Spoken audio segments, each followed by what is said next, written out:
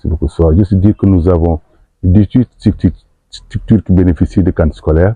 On a donc 5 au niveau de la petite enfance, 5 au niveau de l'élémentaire, 2 au niveau du moyen et 6 au niveau du secondaire. Ce qui fait 18 donc, structures qui bénéficient.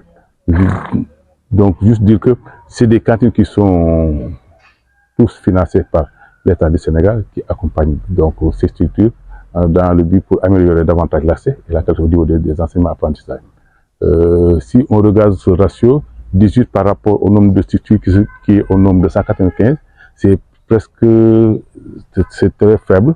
Raison pour laquelle notre politique sera donc de voir comment, quel processus mettre en place, quel dispositif mettre en place donc pour augmenter le nombre d'écoles qui puissent bénéficier de cantines. Mais cette fois-ci, on va mettre en place un autre dispositif pour un peu accompagner les écoles. Maintenant, l'État sera en partie on va un peu mettre l'État va accompagner juste, mais ce sera maintenant à la communauté et aux collectivités territoriales de les accompagner donc pour augmenter le nombre d'écoles à cantines scolaires. Il y a beaucoup de villages qui sont c'est des villages à dominante agricole, ce qui fait qu'on peut donc s'appuyer donc sur ce paramètre pour permettre donc à la communauté de voir comment donc à travers donc chaque école donc apporter donc un plus au niveau de l'école, soit en nature ou en espèces. À partir de là maintenant, on pourra voir comment mettre en place un dispositif, une organisation pour pouvoir donc gérer les cantines scolaires. L'autre point, c'est par rapport donc à la transformation aussi des aliments.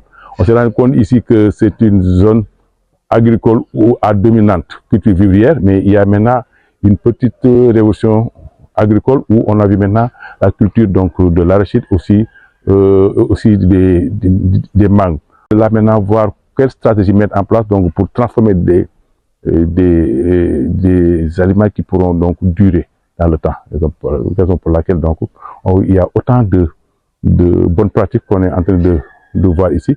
On va donc à travers les plans d'action volontaristes donc mobiliser les communautés pour leur dire que comment on peut faire, ne serait-ce que au moins assurer un repas par jour au niveau des établissements culturels. Peut-être un peu s'inspirer aussi du modèle du projet d'amélioration de l'apprentissage des mathématiques à l'élémentaire où on a pu mobiliser toutes les collectivités territoriales pour accompagner donc ce projet-là. On va aussi s'inspirer sur ça pour voir comment donc on partage avec, même s'il faut tenir des CLD, des comités locaux de développement, pour aussi inciter les maires, les mairies à donc aussi accompagner les écoles pour au moins autant que possible qu'elles bénéficient de cantines scolaires.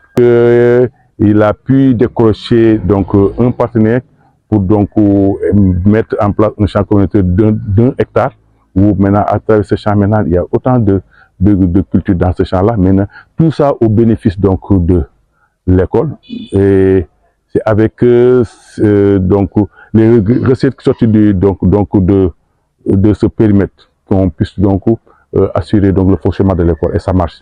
D'autant plus que ça fait quelques années, les budgets de fonctionnement sont arrêtés. Donc maintenant, avec tout ce qu'il y a comme gestion de l'école, achat de papier, achat de matériel pour pouvoir bien organiser l'école, donc il s'est appuyé sur ça pour pouvoir donc faire fonctionner l'école. Et l'école fonctionne.